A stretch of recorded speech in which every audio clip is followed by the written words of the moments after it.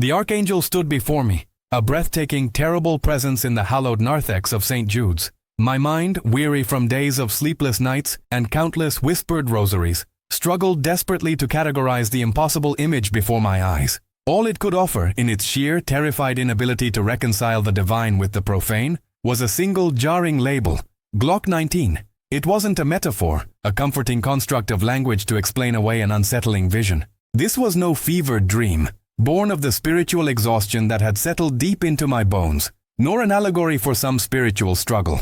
No, this was concrete, undeniable, chillingly real. There, radiating an incandescent, terrifying beauty that drank the paltry shadows and pulsed with a silent, overwhelming power, stood a being of pure, celestial light. Its form, a shimmering, impossible column, seemed to vibrate with a power that hinted at the very fabric of creation. And in its perfectly sculpted, ethereal hand, a hand seemingly woven from starlight itself, rested a weapon, a physical, undeniable, dark instrument of mortal violence. A pistol, a Glock 19 to be exact, its polymer frame and cold steel barrel an obscene counterpoint to the sacred light that flowed around it, through it, yet left it utterly untouched. The air in the narthex, usually thick with the scent of aged wood and dormant incense, felt impossibly thin, crackling with an energy that was both divine and deeply unsettling. My breath hitched, a strangled gasp that died in my throat, leaving my tongue dry and my lungs aching. My vision swam, not from a direct fear of the weapon itself, but from the sheer scandalous impossibility of it. All my years of seminary, the rigorous theological studies that had shaped my understanding of God's ways, every sermon I'd ever preached about divine providence, about the glorious, unseen heavenly host, all of it shattered in that single frozen instant. Angels, I knew, wielded flaming swords of judgment, symbols of justice and divine wrath, yet still majestic. They carried trumpets whose blast heralded epochs of change, or staffs of healing that mended broken bodies and souls. They bore scrolls of prophecy, whispering truths from the very mouth of God. They did not, under any circumstance known to man or dogma, brandish semi-automatic handguns. It violated every sacred teaching, every quiet certainty I held about the nature of the divine. Yet, here it was. Its grip was impossibly dark, a void in the shape of a weapon, absorbing the celestial light rather than reflecting it, yet undeniably solid, substantial. The slide gleamed with the cold, hard glint of steel, a stark metallic menace. Even the texture of its grip, stippled for better purchase, seemed to mock the ethereal fingers that held it, fingers that should have been too pure, too consecrated to touch such a thing. My eyes, refusing to believe, refusing to accept, traced the lines of it, the magazine well, the trigger guard, the very muzzle that now pointed with dreadful silent intent towards the heavy oak doors of my church. It was perfect. Perfectly, terrifyingly real.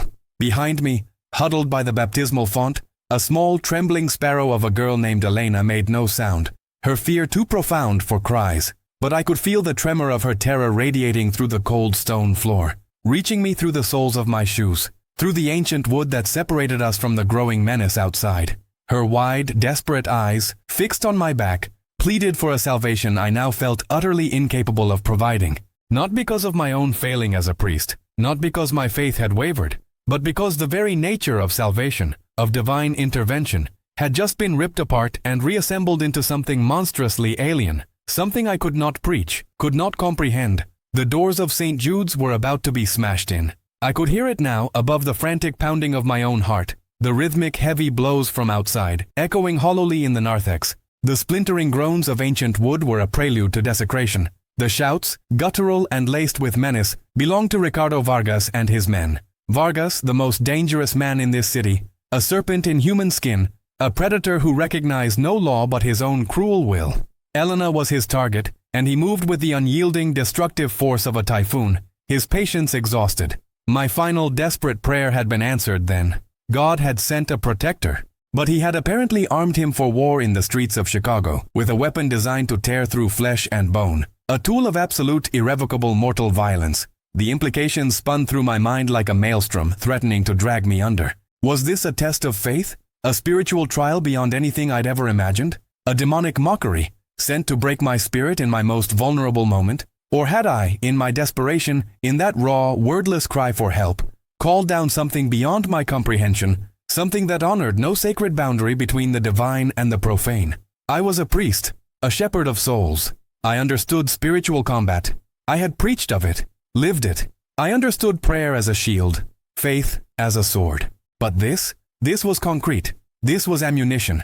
This was the cold, hard, unholy reality of a bullet, a tangible instrument of death held by a being of pure life. The sacred and the profane had collided, not in a mystical union, but in a shocking, brutal paradox. The angel stood utterly still, a beacon of impossible light in the deepening pre-dawn gloom, yet its presence hummed with an almost unbearable tension. Its head, crowned with what seemed to be a swirling halo of nebulae, a galaxy of living light, turned fractionally. Its gaze, if it had eyes, for its face was a shifting landscape of pure, unadulterated radiance, seemed to settle on me, piercing through my terror and my theological confusion. And in that moment, for the briefest, most terrifying fraction of a second, I felt not divine comfort, not the gentle solace I had so desperately sought, but an awful, absolute resolve. This entity, this messenger of heaven, was here to protect, yes, but it was also here to act. And the instrument of that action was now held firmly in its grasp. The next blow struck the doors with a sickening crunch that reverberated through the very stones of the church. A crack spiderwebbed across the sturdy oak, a wound bleeding slivers of ancient wood. They were coming through, and standing between them and us, a silent, blazing sentinel, was an archangel, armed with a Glock. I knew, with an icy certainty that pierced through my terror and settled deep in my soul, that my life and my entire understanding of God would never be the same.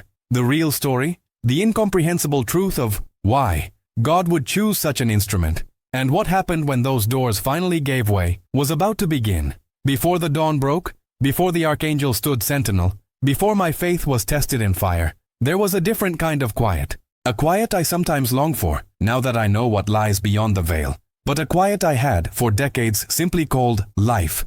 My existence had settled into a rhythm as predictable and comforting as the tolling of the Angelus bell at noon. Each day unfolded in a familiar liturgy of early morning prayers, the clatter of the old rectory's coffee pot, the rustle of turning pages in ancient theological texts, and the mundane yet deeply fulfilling duties of an aging priest in a struggling parish. I am Father Michael, and for 30 years, St. Jude's has been my sanctuary, my anchor, and my cross to bear.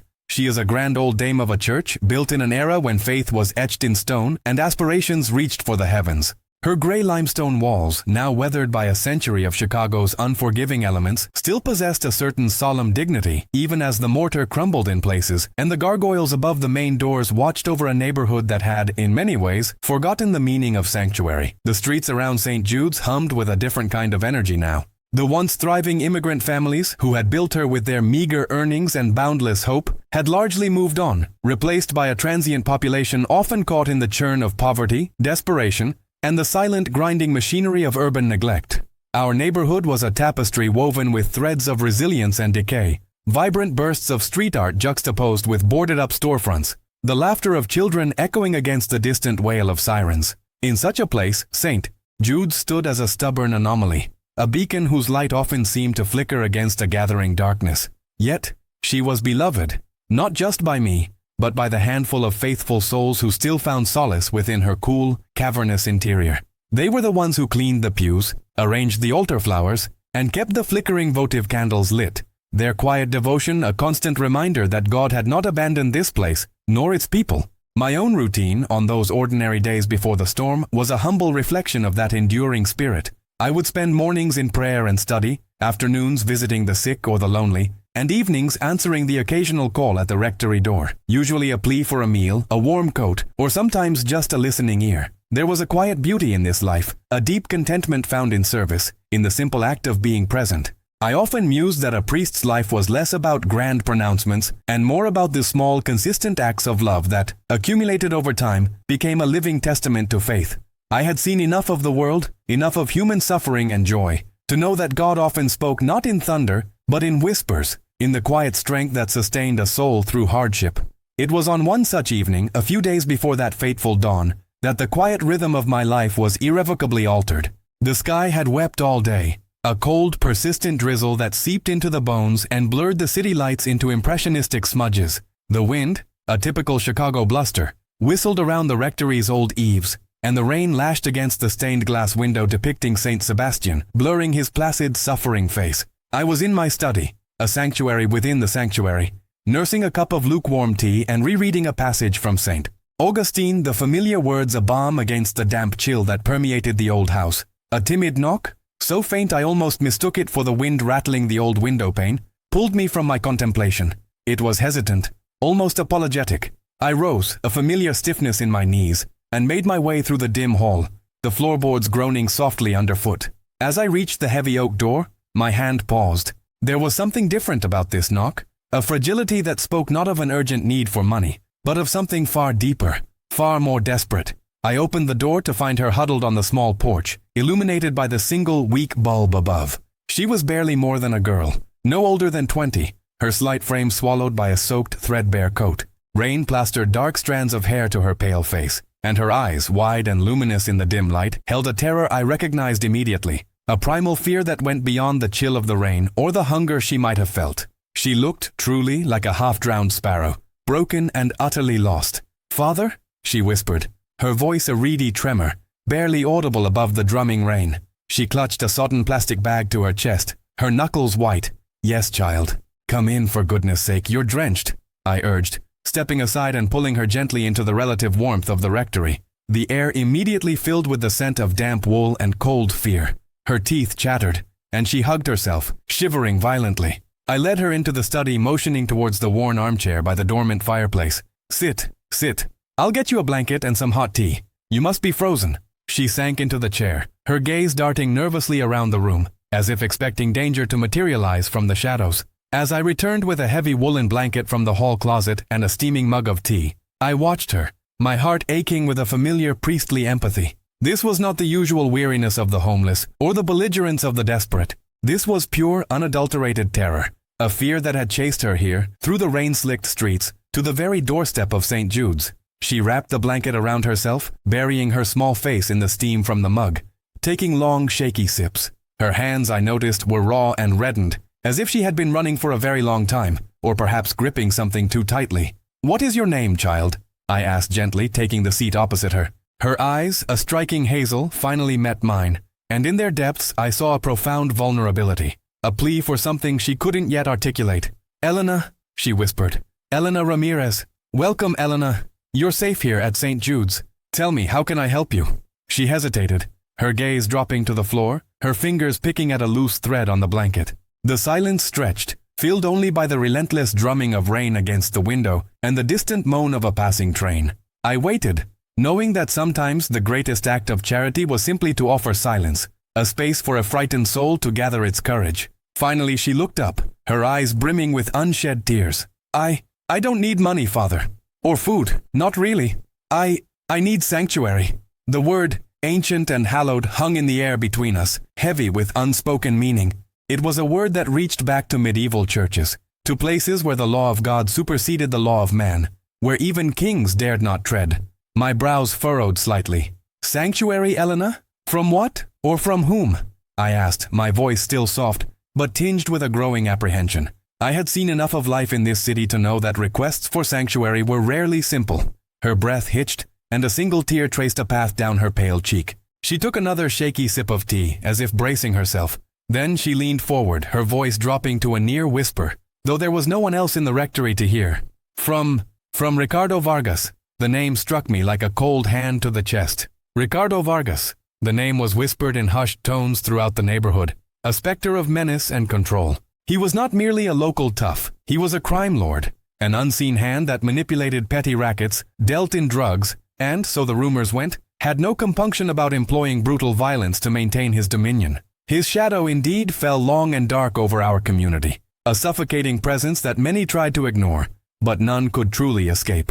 My heart sank, a heavy stone settling in my gut. This was not a simple case of a girl running from a bad boyfriend. This was something far more perilous. Elena had not just sought refuge, she had stumbled into the very heart of danger, and in doing so, had drawn that danger to the doorstep of St. Jude's. I looked at her, this fragile sparrow shivering under my blanket, and understood the profound weight of the ancient laws of hospitality and protection that had just settled upon my shoulders.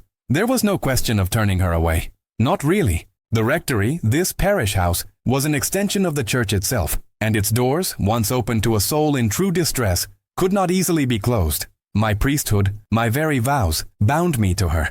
"You're safe here, Elena," I said, my voice firm, though my mind was already racing, grappling with the implications of her revelation.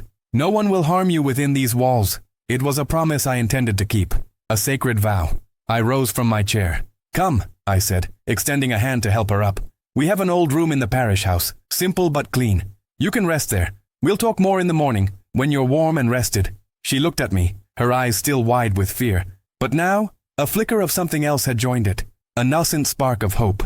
She nodded, slowly, trustingly, and allowed me to lead her through the silent rectory. The old room, Spartan and rarely used, smelled faintly of dust and forgotten prayers.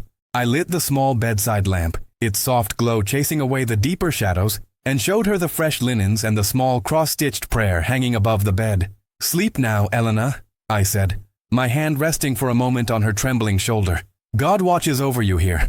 As I closed the door behind me, leaving her to the fragile peace of the room, I walked back down the quiet hall, the rectory suddenly feeling far larger, far more vulnerable. The rain still hammered against the windows, a relentless drumbeat, but now it seemed to echo the pounding of my own heart.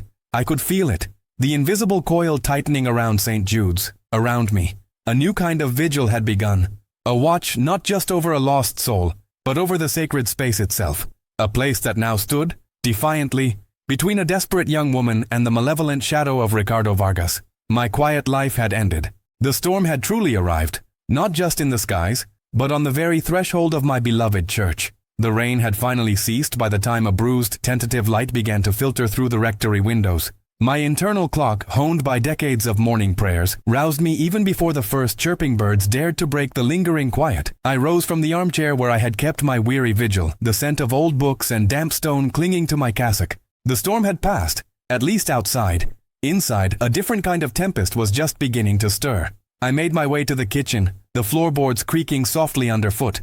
The rectory, usually a place of quiet solitude, now felt imbued with a fragile, almost breathless presence. I put the kettle on, the rhythmic hiss and bubble a welcome grounding sound. Brewing a strong pot of coffee and preparing a modest breakfast of toast and jam, I found myself moving with an unusual precision, each gesture imbued with a quiet purpose. It was not just breakfast I was preparing, but a space for comfort, for trust, for the difficult unfolding of a story that I knew, deep in my soul, would change everything.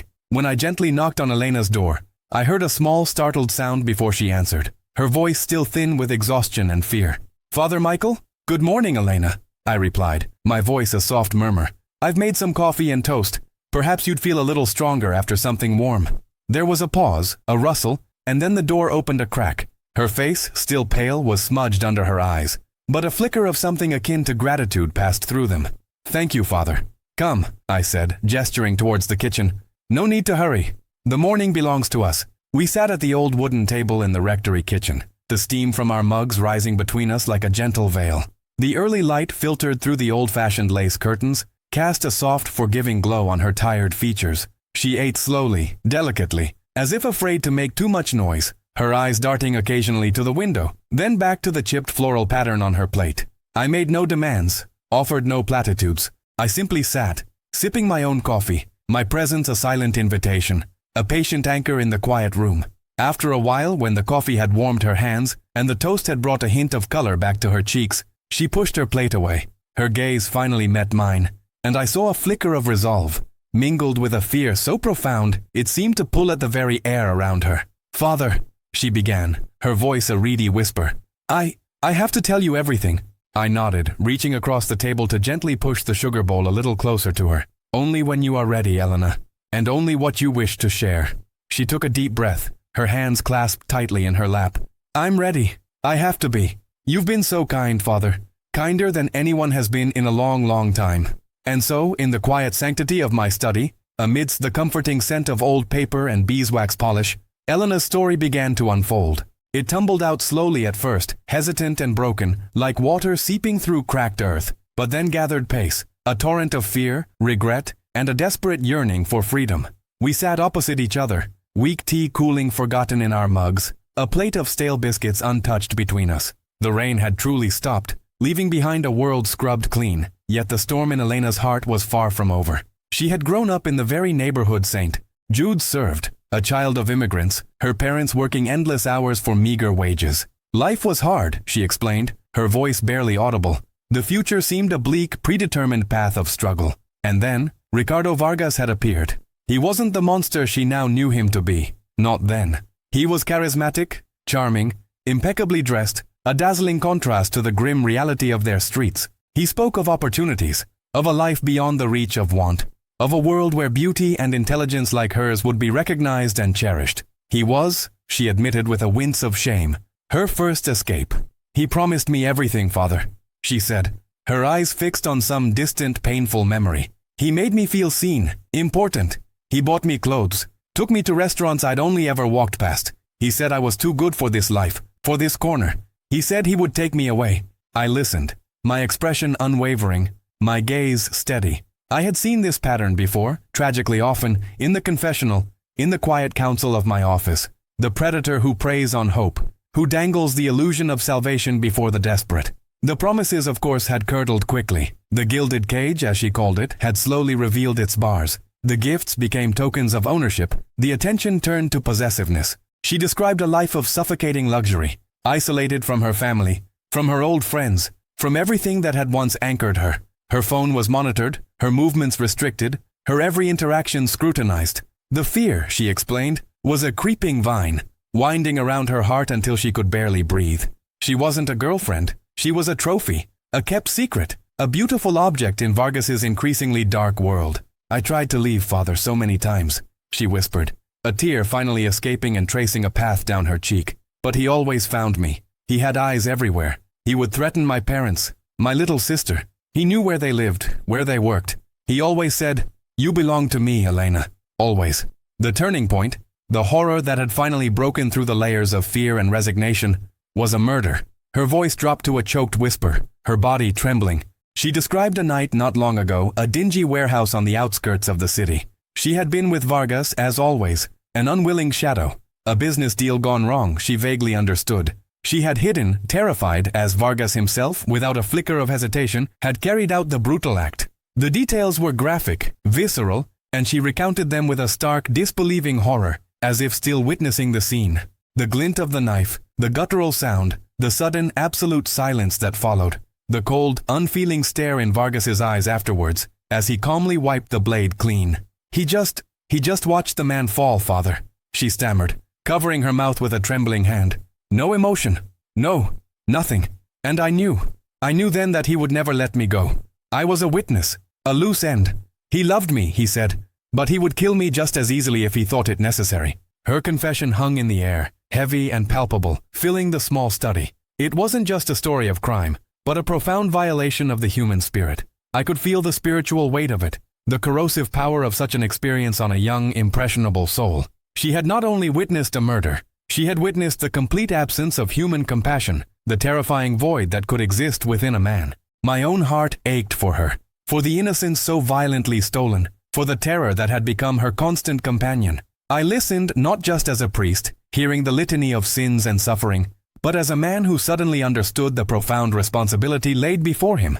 This wasn't merely a request for sanctuary. It was a desperate plea for salvation, for a future, for a fragile life to be snatched back from the precipice of darkness. I was all that stood between this lost soul and a monster, a man utterly devoid of conscience. The reality of it was sobering, chilling.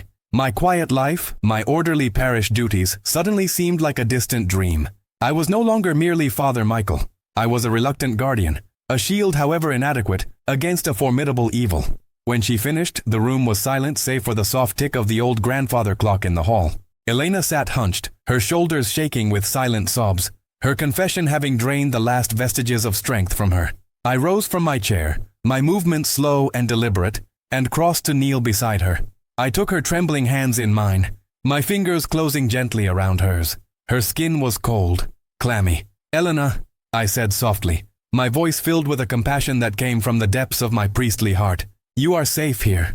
You are under God's protection and under the protection of this holy house. You have done nothing wrong by seeking refuge. You have simply sought the light in the darkness, and that is a testament to the goodness that still resides within you." She looked at me, her eyes red-rimmed but searching. A flicker of something new, hope, perhaps, beginning to stir.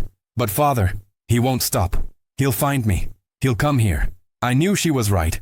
Ricardo Vargas was not a man to be deterred by stone walls or priestly vows. He was a force of pure, destructive will. But I could not, would not, Allow that fear to take root in her heart. Not here, not now.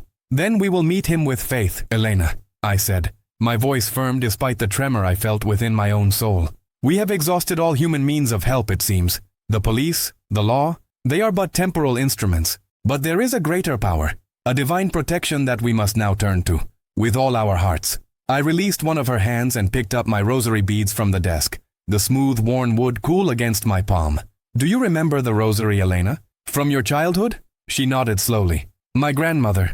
She used to pray it every night. Then let us pray it together now, I suggested, my voice gentle. Let us offer our fears, our desperation, our very lives into the hands of our Blessed Mother, and through her, to her Son. It is a prayer not just of petition but of surrender, a surrender of our will, our worries to the will of God, trusting in His infinite mercy, whatever form it may take. And so, in the quiet of my study, the afternoon light slowly fading, we knelt together. The old rug beneath our knees was rough, but the act itself was one of profound softness, of intertwining spirits in shared vulnerability. I began the familiar prayers, my voice a low, steady murmur, and Elena, her breath still catching occasionally, echoed the responses. Hail Mary, full of grace, the Lord is with thee.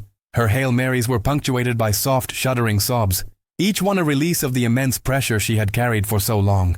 Her tears fell freely, washing away not just the immediate terror, but perhaps years of suppressed fear, of isolation, of spiritual despair. My own prayers became a silent, desperate plea. A plea for wisdom, for strength, for guidance. A plea that transcended the immediate danger, reaching out into the vast, unknowable mystery of God's plan. I understood with a chilling clarity that I was now inextricably bound to Elena's fate. Her life, her sanctuary, her very soul, had been entrusted to me, to this humble priest in this aging church, and I knew with a certainty that settled deep in my bones that I could not fail her. As we continued, bead by bead, mystery by mystery, the rhythm of the rosary began to work its ancient magic. The sobs lessened, giving way to a quiet, profound exhaustion. Her hand, still clasped in mine, felt less cold, less trembling. There was a sense of a fragile peace, a temporary respite from the storm that raged outside. But even in that fragile peace, the tension remained, an invisible thread stretched taut, waiting for the inevitable snap. When we finally finished, the last Amen whispered into the gathering twilight. A new kind of silence fell upon the room.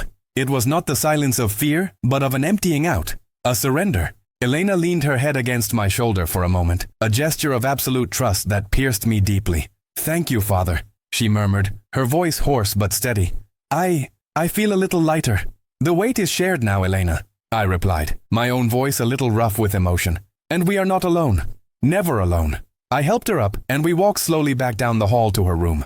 The rectory, once a comforting haven, now felt like a fragile bastion, a single point of light in the encroaching darkness. As I closed the door behind her, leaving her to the fragile peace of the room, I walked back down the quiet hall, the rectory suddenly feeling far larger, far more vulnerable. The rain still hammered against the windows, a relentless drumbeat, but now it seemed to echo the pounding of my own heart. I could feel it, the invisible coil tightening around St. Jude's, around me. A new kind of vigil had begun, a watch not just over a lost soul, but over the sacred space itself, a place that now stood, defiantly, between a desperate young woman and the malevolent shadow of Ricardo Vargas. My quiet life had ended. The storm had truly arrived, not just in the skies, but on the very threshold of my beloved church. The rain had settled into a persistent drizzle, but the storm within me had only just begun. The rectory, once a comforting haven, now felt like a fragile bastion, a single point of light in an encroaching darkness. As I closed the door behind Elena, leaving her to the fragile peace of the room, I walked back down the quiet hall, the rectory suddenly feeling far larger, far more vulnerable. The rain still hammered against the windows, a relentless drumbeat, but now it seemed to echo the pounding of my own heart. I could feel it, the invisible coil tightening around St. Jude's, around me. A new kind of vigil had begun, a watch not just over a lost soul, but over the sacred space itself, a place that now stood, defiantly, between a desperate young woman and the malevolent shadow of Ricardo Vargas. My quiet life had ended. The storm had truly arrived, not just in the skies, but on the very threshold of my beloved church. For a day, perhaps two, an unsettling quiet hung over us. It was not the peace of a settled storm, but the suffocating hush that precedes a detonation. Elena moved like a ghost through the old rectory, helping with small tasks, her eyes still holding that deep animal fear. but now laced with a flicker of gratitude that broke my heart. We shared meals in silence, broken only by the clinking of forks against plates, the silence amplifying the ticking of the grandfather clock in the hall, each tick a reminder of time slipping away, of an unspoken menace drawing closer. I prayed constantly, my rosary beads warm and smooth in my hand, a tactile anchor against the currents of anxiety that threatened to pull me under. I tried to convey an outward calm, a priestly confidence in God's providence, but inside, a knot of dread tightened with each passing hour. I watched the street from behind the lace curtains, half expecting, half dreading any sign of Vargas. The neighborhood children still played, though with a muted exuberance, and the street traffic flowed as usual, a world oblivious to the silent battle brewing within the old stone walls of St. Jude's. Then, the first stone was cast, not metaphorically but with brutal, jarring literalism.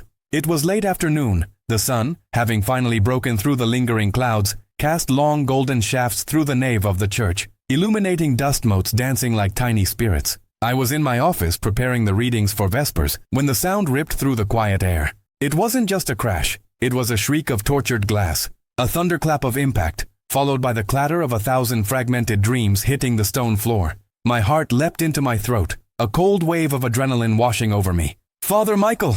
Elena's voice, sharp with terror, echoed from the rectory. I was already on my feet, bolting through the connecting door into the sacristy, then into the main sanctuary. The golden light, moments ago so peaceful, now seemed to highlight the devastation. One of the large stained glass windows, depicting the serene face of Saint Sebastian, lay utterly shattered. A jagged hole gaped where his left eye had been, and a spiderweb of cracks radiated outwards, distorting the vibrant blues and reds into a kaleidoscope of broken promises. On the altar steps, amidst a glittering expanse of colored glass shards, lay a brick, a common red clay brick, but in that moment, it felt like a hurled fragment of damnation. My gaze drifted from the desecrated saint to the street outside. A beat-up dark sedan was peeling away from the curb, its tires squealing a defiant farewell. My mind raced, trying to grasp the suddenness, the brazenness of it. This wasn't a random act of vandalism. This was a message, etched in broken glass and fear. Elena stood frozen near the pews, her hands clasped to her mouth, tears streaming down her face. Her small frame trembled. He knows I'm here," she whispered, the words choked with despair. "He found me." I went to her, placing a reassuring hand on her shoulder, though my own hand was shaking. "He suspects, Elena," I corrected, trying to inject a calm I didn't feel into my voice. "He doesn't know for sure. This is an act of intimidation, meant to scare us, but we will not be scared." Even as I said the words, I knew they were largely for my own benefit. Saint Sebastian, the patron saint of archers and athletes, who had endured being shot with arrows, now looked like he had been struck by a more modern, visceral weapon. The symbolism was not lost on me. A martyr's face shattered, a sanctuary breached. The walls, I realized with a sickening lurch, were indeed just brick and mortar. I called the police, my voice surprisingly steady as I reported the vandalism. Officer Miller, a young, earnest man who had grown up 2 blocks from St. Jude's, arrived within 15 minutes, sirens muted, his expression a mixture of sympathy and resignation. He surveyed the damage, sweeping away the larger shards, his brow furrowed. "Father Michael," he began, his voice low, "we'll file a report, of course, but no witnesses, no security cameras pointing at this exact spot. It's difficult to prove anything." He avoided looking directly at Elena, who had retreated further into the shadows of the pews. "You suspect Vargas, don't you?" I nodded slowly. "It seems highly probable, officer. A young woman came to me for sanctuary a few days ago. She has connections to him." Officer Miller sighed, running a hand through his short-cropped hair. "Father, I wish I could do more. Vargas is slippery. He operates in the shadows, uses intimidation. We know his name, everyone does. But solid evidence? That's another matter. He's got an army of lawyers and a network of scared people who won't talk." He paused, his gaze sweeping the damaged window. "I can have a patrol car make more frequent passes, but that's about all we can offer right now." His words, though delivered with genuine concern, felt like a cold shower of reality. The law, with all its good intentions, was an intricate web designed to protect, but it was also riddled with holes through which a monster like Vargas could effortlessly slip. Human justice felt flimsy, inadequate. The following morning, the phone calls began. The first one came just after breakfast. I was in the rectory kitchen making coffee when the receiver shrieked in my hand, its sudden ring like a nerve-shattering alarm. I answered, my hello, tinged with an apprehension I couldn't entirely mask. A low, guttural voice dripping with menace rumbled from the other end. "So, the good father has taken in a stray. It was Vargas. There was no need for introductions." His voice was like grinding gravel, utterly devoid of warmth or empathy. "You know who this is, Padre. And you know who you're harboring." My hand tightened around the receiver. Elena was in the dining room, just feet away. I tried to keep my voice even, steady. "Mr. Vargas, I am a priest. My door is open to all who seek refuge, just as the Lord's is." A harsh laugh, devoid of humor, echoed in my ear. "Refuge? Or property, Padre? That girl belongs to me. She saw things she shouldn't have seen. Things that could put me away for a long, long time. And no dusty church is going to change that. You return her, and this all goes away. Otherwise, well, let's just say stained glass will be the least of your problems." He hung up, leaving a buzzing silence in my ear that felt heavier than his threats. I stood there for a long moment, the cold plastic of the phone feeling like a conduit to pure evil. Elena, alerted by the sudden quiet and my rigid posture, appeared in the doorway, her eyes wide. "It was him, wasn't it?" she whispered, her voice barely audible. I nodded, unable to lie. "He knows you're here, Elena, but he doesn't have you.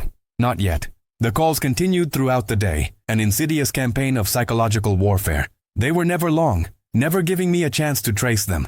Sometimes it was Vargas himself, his voice growing colder, promising retribution in chillingly specific detail. Promises of what he would do to Elena, to me, to the very stones of St. Jude's if she wasn't returned. Other times it was a pre-recorded message, a distorted voice repeating the same chilling ultimatum. Each ring of the phone made us both jump, a Pavlovian response to the fear it now instilled. The rectory, usually a place of quiet contemplation, became a place of heightened senses. Every shadow a potential threat, every creak of the floorboards a harbinger of doom. I found myself instinctively shielding Elena from the worst of the threats, sometimes answering the phone in a different room, then returning with a forced calm, downplaying the venom of Vargas's words. But she wasn't foolish. She could read the truth in my eyes, in the tremor of my hand as I poured her another cup of tea. Within hours of the first call, Vargas's men made their physical presence known.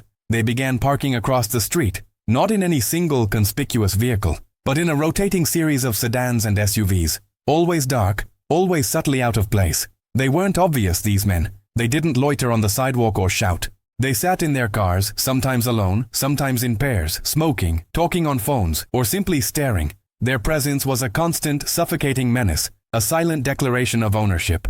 The tinted windows hid their faces, but I could feel their eyes, like pinpricks of ice, on the rectory, on the church. My daily walks, once a source of quiet meditation and prayer, became exercises in vigilance. I'd scan the street, note the cars, the men inside. They were always there, a grim tableau. When I ventured out to buy groceries or visit an elderly parishioner, I felt their unseen gaze following me, a cold hand on my back. My parishioners, a small but loyal flock, began to notice. A few, the braver ones, asked if everything was all right, their eyes flicking towards the parked cars.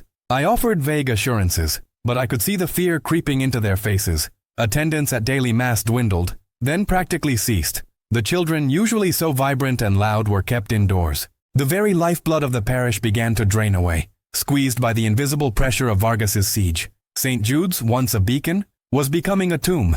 The police, true to Officer Miller's word, increased their patrols. A black and white would slowly cruise past every few hours, its lights flashing briefly, a fleeting comfort. But the moment it turned the corner, the dark sedans would reappear, sometimes shifting their positions like sharks circling their prey. I called Miller again, frustrated, my voice losing its priestly composure. "Officer, they're still there. They're watching us day and night. It's a constant harassment." His voice was sympathetic but weary. "Father, I understand, but they're just sitting in cars. They're not committing a crime. We can't arrest someone for parking on a public street. Believe me, we'd love to put Vargas away, but this kind of soft intimidation, it's his bread and butter. He stays just within the lines, knows exactly how far he can push without giving us the evidence we need for a warrant." His words, meant to explain, only deepened my sense of helplessness. The legal system, designed to protect the innocent, seemed utterly impotent against a man who exploited its loopholes with such cynical precision. It was clear, no human agency, no law enforcement, no civil authority could or would save us. We were utterly alone. The parish, once a place of open doors and welcoming arms, transformed into a fortress. I boarded up the shattered St. Sebastian window and then, with a heavy heart, others that faced the street. I reinforced the main doors of the church with extra bolts and chains, turning the venerable oak into a barricade. The rectory's windows were likewise secured, blinds drawn, curtains heavy. Elena helped, moving with a quiet determination, her fear now tempered by a fierce will to survive. We moved through the dimly lit rooms, the clang of hammer on wood echoing mournfully, sealing ourselves inside. The irony was not lost on me. A house of God, a sanctuary meant to offer solace and communion to all, was now a prison, its inhabitants trapped within its very walls. The symbols of welcome, the open doors, the inviting windows, were replaced by symbols of fear and exclusion. My faith was being tested in a crucible of fear, a trial more profound than any theological debate or pastoral challenge I had ever faced. In the quiet hours of the night, when Elena finally slept, exhausted by terror, I would kneel before the tabernacle in the sanctuary, the flickering flame of the sanctuary lamp casting long, dancing shadows. My prayers, usually a steady stream of petitions and thanksgivings, now became ragged, desperate cries. "Lord, where are you?" I would whisper into the echoing darkness. "Why do you allow this evil to prevail? What have I done to deserve this trial? What has Elena done?" Doubt, a cold, insidious serpent, began to coil around my heart. I questioned not God's existence but His presence, His active intervention. Had I been foolish to offer sanctuary? Had I endangered us both through an act of misguided charity? The burden of responsibility for Elena's life and for my own weighed heavily on my soul, threatening to crush me. I imagined Vargas's men outside, watching, waiting, their malice a tangible force pressing against the ancient stone walls.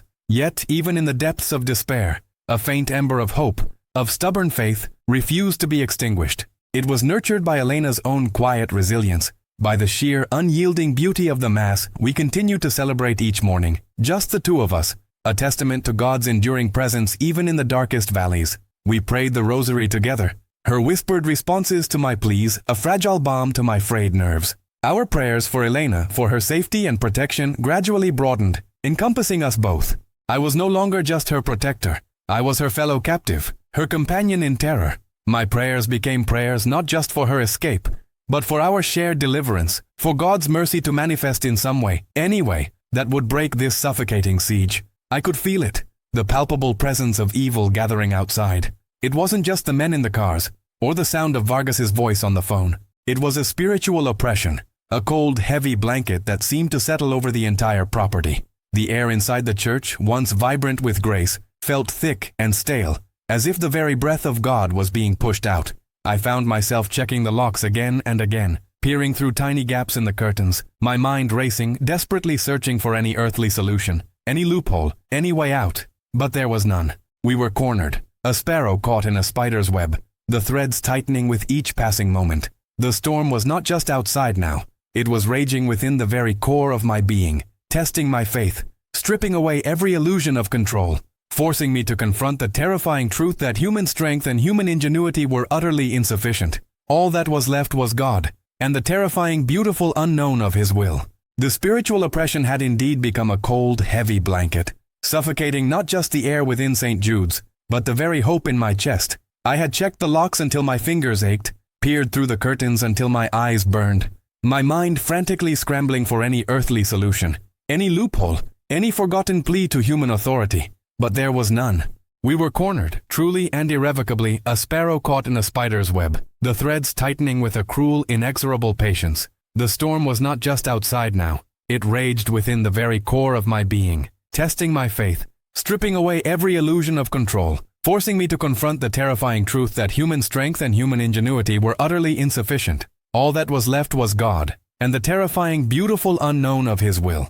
It was in this state of profound, bone-deep weariness, a little past midnight, that I made my final, desperate circuit of the church. The gas streetlights outside cast long, skeletal shadows through the high windows, making the familiar statues seem like grim specters. I was halfway down the main aisle, my hand brushing the cold, smooth wood of the pews, when a flicker of white at the heavy oak doors caught my eye. It was pinned to the ancient wood, stark and glaring even in the dimness. My breath hitched. A note.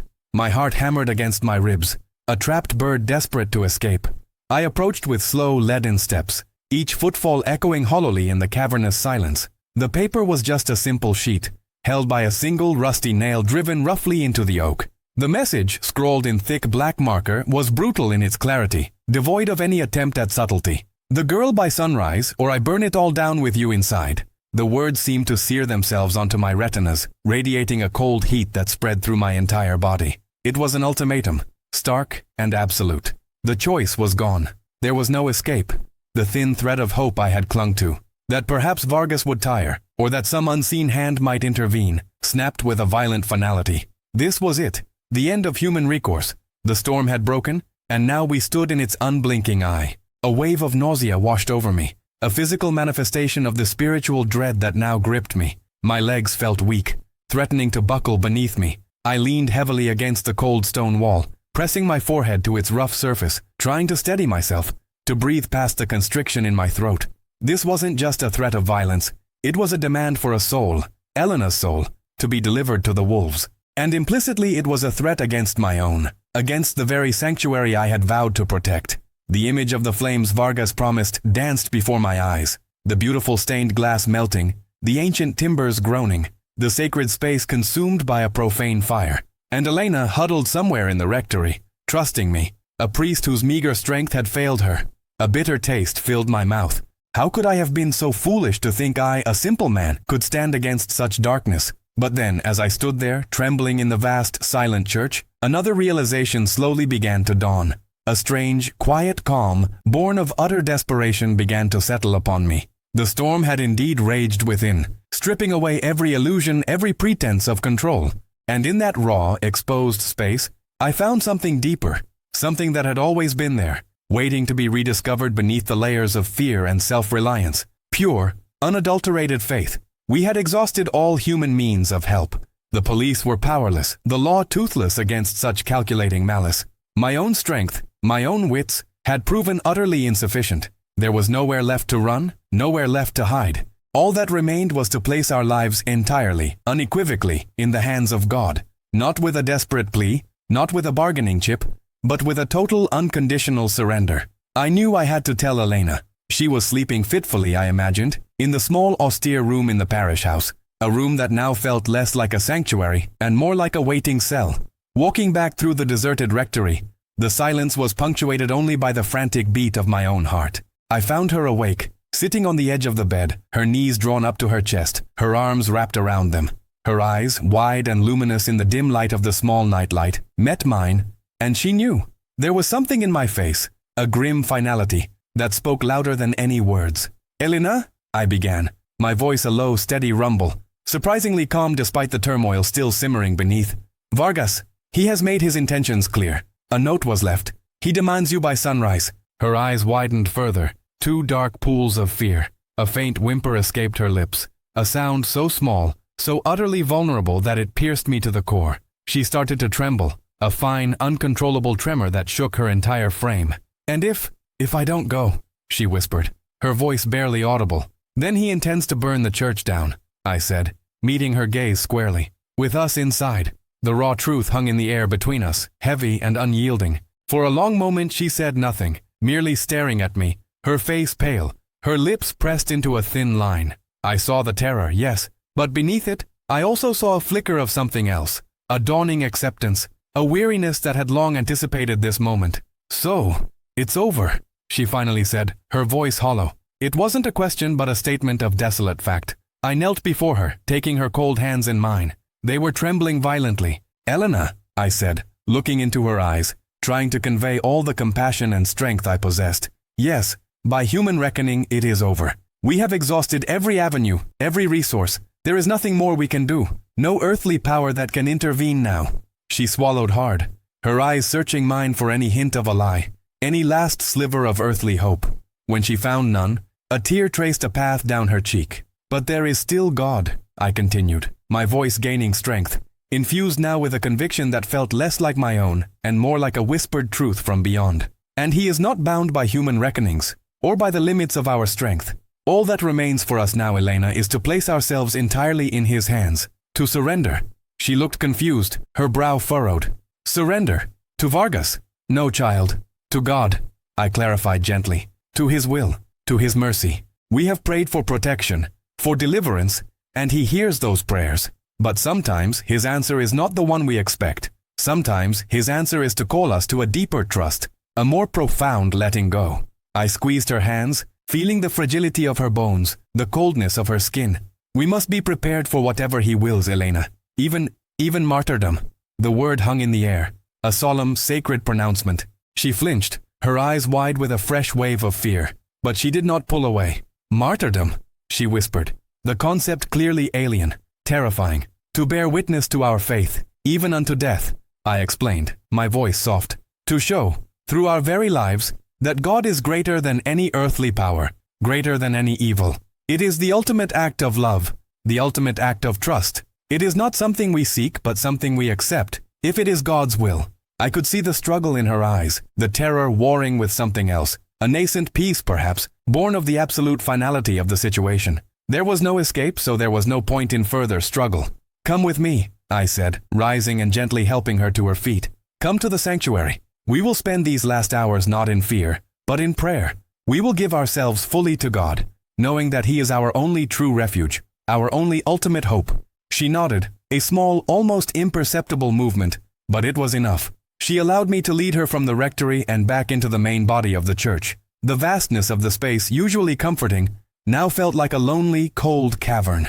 I led her to the very front, before the altar, where the tabernacle, a small golden lamp glowing perpetually, marked the presence of the Blessed Sacrament. The sanctuary was cloaked in shadows, the beautiful stained glass now dark and menacing, but the tabernacle lamp cast a small, unwavering light. I took a tall, slender candle from a stand near the altar, and after a moment's deliberation, lit it. Its flame, fragile yet resolute, bloomed in the vast darkness, casting flickering shadows that danced across the altar cloth and the crucifix. It was a single point of light against an encroaching night, a small symbol of a faith that refused to be extinguished. We will kneel here, I told her, my voice hushed, reverent, before the Lord, in His true presence, and we will pray. We knelt on the cold, hard stone floor, the chill seeping through our clothes, a physical echo of the cold dread that had permeated our souls. The scent of old stone, dust, and wax filled the air. The familiar fragrance of holiness now mingled with the acrid tang of fear. I reached into my pocket and pulled out my worn wooden rosary beads,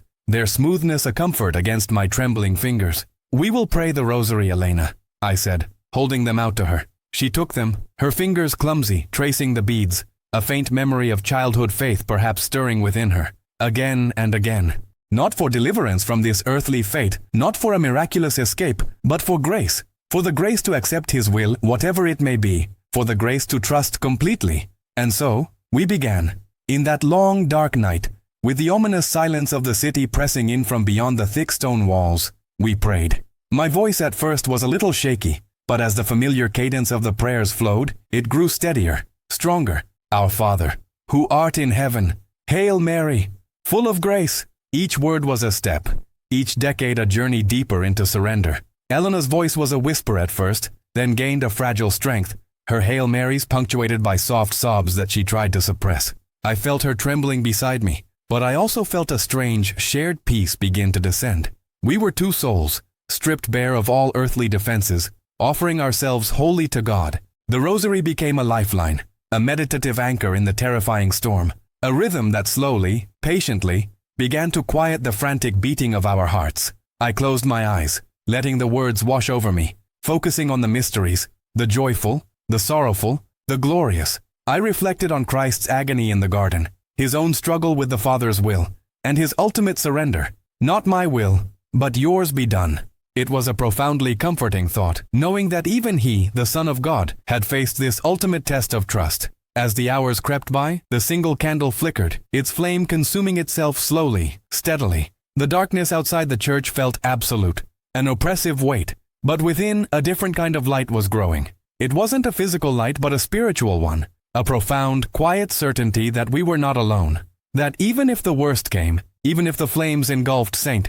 Jude's and our earthly lives were extinguished, we would be in God's hands. My prayers for Elena had transformed, shifted. They were no longer desperate pleas for her physical safety, but fervent petitions for her spiritual peace, for her soul's readiness, and for my own. The fear had not entirely vanished. It was a cold ember at the back of my mind, but it no longer consumed me. It was overshadowed by an awe-filled anticipation, a quiet readiness. We were prepared for martyrdom, placing our trust in God's ultimate mercy, whatever form it might take. The dawn was approaching, and with it, the terrifying, beautiful unknown of His will. The waiting was perhaps the hardest part, a raw, exposed nerve. But as the last whispers of our prayers faded into the sacred stillness of St. Jude's, a profound peace settled over us. Elena, exhausted by fear and prayer, had leaned against my side, her small frame trembling, but her breath had grown steady. My own heart, which had thrummed a frantic rhythm for days, now beat with a slow, solemn cadence, like a monastic bell tolling the hours of eternity. We had surrendered. We had truly, deeply surrendered. And in that surrender, a space opened for something else entirely, something beyond the terrifying, beautiful unknown of His will that we had anticipated. The first hint of gray light was a smear against the highest lancet windows of the sanctuary, a faint promise of the world awakening outside. It painted the ancient dust motes dancing in the air with a faint, ethereal glow. The air was cold, damp with the lingering chill of the night, and the familiar scent of old stone, beeswax, and sacred incense filled my nostrils, strangely comforting in its routine amidst the impending chaos. I remember looking at Elena's face, pale in the dim light cast by the solitary candle flickering before the tabernacle, and seeing not just the residue of fear, but a nascent tranquility, a fragile hope that was born of utter despair. Then it began. Not from the windows, not from the slowly brightening sky, but from within. A new light. It bloomed before the altar, directly in front of the tabernacle, where our little candle struggled to assert its flame. At first it was no more than a soft golden luminescence, a gentle emanation, like the deep warm glow of embers beneath ash. It pulsed, almost imperceptibly, expanding slowly, pushing back the oppressive shadows that clung to the vaulted ceilings and the quiet corners of the nave. It wasn't harsh, not yet, but its presence was undeniable. A warmth that was not of heat, a brilliance that did not sear the eyes. It was a light that tasted of eternity, that felt ancient and yet utterly new. My breath caught in my throat.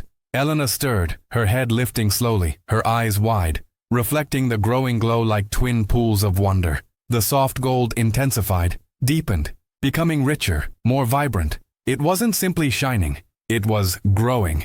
Rapidly, with a silent, relentless power that seemed to draw all sound, all movement into its vortex. It became a column rising swiftly, silently, from the very stone of the altar. It was blinding now, a solid shaft of pure, concentrated light, yet it cast no shadows. Instead, it seemed to absorb them, erasing every vestige of darkness from its immediate vicinity. It was a light so pure it seemed to have weight, substance, as if one could reach out and touch the very fabric of holiness itself. The air around it shimmered, vibrating with an unseen energy, a silent hum that I felt more in my bones than heard with my ears. It was the palpable presence of the sacred, made manifest, and from its heart, from the very core of that incandescent column, a figure began to emerge. It was a slow, deliberate materialization, not sudden but gradual, as if the light itself were coalescing, taking form.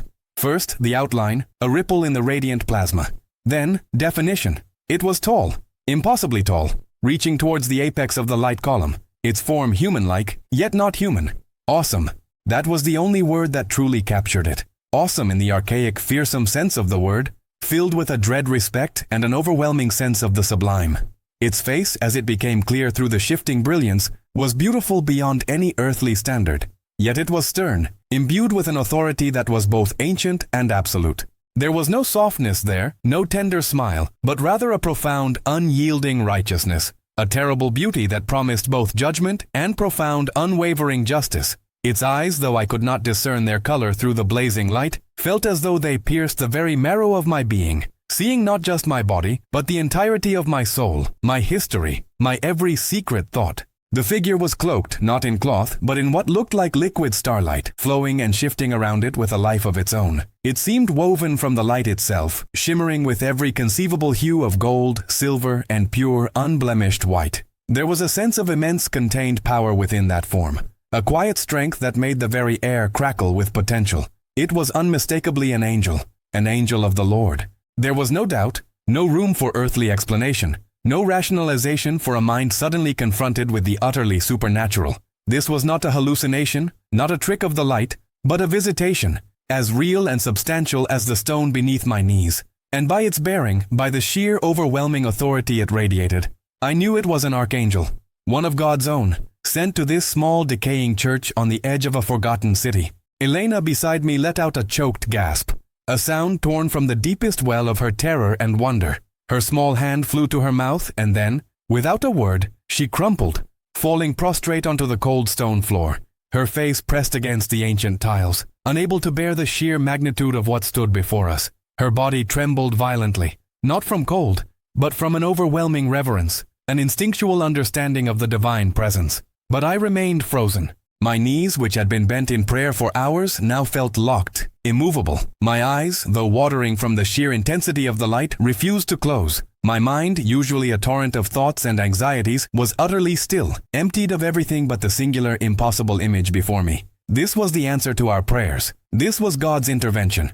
But then, as the archangel completed its materialization, as its form solidified out of the pure light, my priestly mind, my human mind, struggled desperately to reconcile the celestial being with the object that was materializing in its hand. It wasn't slow, like the emergence of the angel itself, but rather an instantaneous manifestation, a sudden presence in its grip. My vision, still adjusting to the divine radiance, struggled to process the details. But the shape was unmistakable. It was dark, perfectly dark, a void that absorbed all the incredible light around it, leaving no glimmer or reflection. It was compact, solid, and had the distinctive, chilling profile of a modern firearm, a gun. My terrified mind, honed by years of living in a city where such instruments were all too common, could only process it as a Glock 19. A Glock, in the hand of an archangel, before the altar of St. Jude's. The dissonance was so profound, so utterly scandalous to my understanding of divine intervention, that for a moment I thought I had lost my mind. This was not the beautiful shining sword of an ancient warrior of God, not the staff of Moses, not the fiery chariot of Elijah. This was a tool of mortal violence, a symbol of the very darkness we were fighting, now held by a being of incandescent light and terrifying beauty. My breath caught again, this time in a strangled gasp of bewilderment and a renewed profound fear. The spiritual awe had been momentarily eclipsed by a stark, almost absurd horror. Was this truly God's will, to meet violence with violence, in the very sanctuary of His peace? My entire theological framework threatened to buckle under the weight of this impossible contradiction. My eyes darted from the gun to the stern, beautiful face of the archangel, then to the heavy, closed wooden doors of St. Jude's, the doors that, even now, were about to be smashed in by the most dangerous man in the city, the doors behind which Elena huddled, his terrified target, and as if summoned by my frantic gaze, the first heavy blow struck the thick oak, rattling the entire structure, sending a shiver through the hallowed ground. The sound was deafening in the sudden quiet that had fallen, a brutal intrusion into the sublime. The archangel turned, its liquid starlight form flowing with an effortless grace that belied its immense power. Its gaze was not on us, not on Elena, not on the shattered remnants of my understanding. Its eyes, which I still could not define, were fixed with an unwavering intensity on the main doors. It began to move, silent, terrifying, and in its hand, that dark, confounding object. The narrative loop from the first chapter, the incomprehensible and scandalous answer to my final, desperate prayer, was not just closing. It was about to open onto a truth more profound, more startling, and more merciful than I, in my limited human wisdom, could ever have imagined. But at that moment, all I could see was an angel of the Lord, armed for war. And the world was about to change. The first heavy blow struck the main doors again, a splintering sound that tore through the sudden quiet like a jagged wound. And then another, followed by the guttural shouts of men, eager and brutal. My human heart, so recently surrendered to God's will, still quailed at the inevitable violence. Elena, huddled behind me, let out a tiny whimper, a sound like a trapped bird. But the archangel did not waver.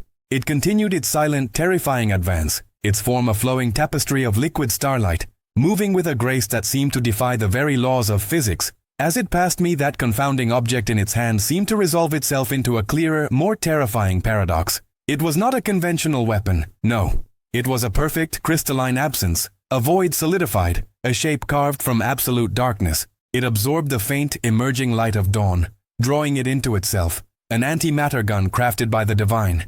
It hummed with a resonance that wasn't sound, but a deep, fundamental vibration that shook the very air around it. This was not a tool of mortal destruction, I realized with a shudder that was both fear and awe, but a weapon of divine judgment, an instrument wrought from the deepest truths of the cosmos. Just as the archangel reached the threshold of the narthex, the heavy oak doors finally gave way. They exploded inward with a deafening crash, splintering wood and flying debris showering the ancient tiles. Ricardo Vargas, his face contorted into a mask of rage and triumph, burst through, followed by a handful of his most vicious enforcers. They were armed with crowbars, crude knives, and in Vargas's hand, a pistol glinting menacingly in the nascent light. Their eyes, wide and predatory, instantly swept the sanctuary, searching for Elena. And then they saw the angel. The archangel did not move an inch further. Its head, crowned in silent light, tilted almost imperceptibly. It did not speak. It did not threaten. It simply raised the dark, impossible object in its hand, pointing it not at Vargas's heart, but at his very being. There was no flash, no thunderous report, no bullet that ripped through the air. Instead, what emanated from the void weapon was a wave. Not a wave of force, not of heat or light, but something utterly, profoundly different. It was a wave of pure, absolute truth. It washed over them like an invisible tide, and the effect was instantaneous, devastating. Vargas and his men stopped dead in their tracks, frozen in mid-stride. Their bodies remained upright, but their faces, a moment ago so full of hateful triumph, began to contort. Not in pain, not in physical agony, but in something far more profound, more shattering. It was a spiritual agony, a sudden blinding revelation. Their eyes, wide and unfocused, seemed to look inward, not outward. I watched, mesmerized and horrified, as their features twisted. First bewilderment, then shock, then a dawning comprehension so terrible it seemed to strip them bare. It was as if in that single crushing instant, they were forced to see themselves not as they perceived themselves, powerful, feared, invincible, but as God saw them. Their souls, laid bare by that wave of divine light, were revealed in their unvarnished ugliness. Every sin, every act of cruelty, every forgotten mercy, every moment of callous disregard for life, for truth, for love, was projected onto the canvas of their own consciousness. They began to scream.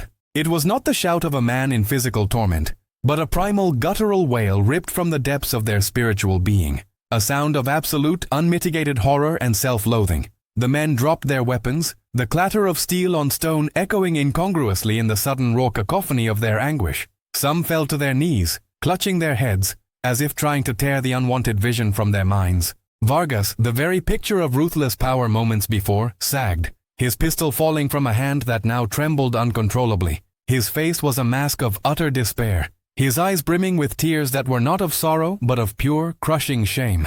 They could not bear it. The weight of their own truth, seen through the unimpeachable, unblinking eyes of God, was too much. It did not burn their flesh, but it seared their souls. With another collective, strangled cry, they turned, stumbling over each other, their predatory glints replaced by the terror of a creature suddenly stripped of its illusion. They fled. They did not run with the speed of men escaping capture, but with the frantic, broken desperation of souls fleeing from themselves. Out through the shattered doors they poured, leaving behind only the cold instruments of their earthly violence and the echoing silence of their spiritual undoing. The archangel remained, its form radiating quiet authority. The dark, impossible weapon in its hand shimmered once, then slowly, gracefully, dissolved back into the liquid starlight from which it had coalesced, vanishing without a trace. It turned its gaze towards us, a look of profound, gentle understanding that seemed to penetrate my very core. I felt a peace descend, a truth deeper than any fear, stronger than any earthly evil. The world had changed, and in that miraculous dawn, I understood that God's weapons were not of steel and fire, but of an absolute, unyielding light that forced even the darkest shadows to behold themselves and, in that terrible revelation, to simply cease to be. The archangel remained, its form radiating quiet authority. The dark, impossible weapon in its hand shimmered once, then slowly, gracefully, dissolved back into the liquid starlight from which it had coalesced, vanishing without a trace. It turned its gaze towards us, a look of profound, gentle understanding that seemed to penetrate my very core. I felt a peace descend, a truth deeper than any fear, stronger than any earthly evil. The world had changed, and in that miraculous dawn, I understood that God's weapons were not of steel and fire, but of an absolute, unyielding light that forced even the darkest shadows to behold themselves, and in that terrible revelation, to simply cease to be. The first full rays of the rising sun pierced the shattered window of St. Sebastian, bathing the empty doorway in a quiet, golden light. It felt as though the very air hummed with a different frequency, cleansed and purified. Elena, still on her knees, slowly lifted her head, her eyes wide not with fear anymore, but with an incomprehensible awe. She looked at me, then back at the space where the angel had stood, tears of profound gratitude tracing paths down her face. There were no words, only a shared, trembling silence that spoke volumes of a heaven that had touched our earth. Later, the police arrived, drawn by an anonymous call about a disturbance. They found the discarded weapons on the steps, cold and inert. Stark evidence of a violence that had been intended but never fully enacted. But of Vargas and his men, there was no trace. They had simply vanished. Overnight, the whispers began on the streets. The once feared name of Ricardo Vargas became a ghost story. A cautionary tale of a man who dared to challenge God and lost not his life, but his very soul, his empire dissolved like morning mist, his lieutenants scattering, his dark influence erased as if it had never been. Elena, her spirit profoundly marked by that dawn, found her true calling. The fear that had once consumed her had been replaced by an unshakable faith. Not long after, she entered a contemplative order, dedicating her life to prayer, a living testament to the miracle of divine protection and mercy. Her letters, infrequent but filled with serene joy, often speak of her profound gratitude, her quiet life a continuous prayer of thanks for the dawn when God's truth set her free. And for me, Father Michael, my own life within these hallowed, now sacred walls was irrevocably altered. I understood now, with a clarity that pierced the veil of doubt and dogma, the true nature of God's intervention. He did not send an angel to commit violence, to shed blood in his name. Instead, he sent an archangel to wield a weapon of pure revelation. He did not destroy his enemies. He showed them the truth of their own souls, a truth so absolute, so devastating in its purity, that their evil simply could not stand in its presence. That dawn, I truly saw my guardian angel, not as a warrior of earthly battles, but as a messenger of divine light. I learned that sometimes the most powerful protection isn't a shield, but a light that forces the darkness to behold itself, and in that terrible self-recognition, to flee. My faith, once a deeply held belief, had been transformed into a living memory, a sacred experience etched into the very core of my being. St. Jude's, my struggling parish, became more than just a church. It became the silent witness to a dawn when heaven itself stood guard.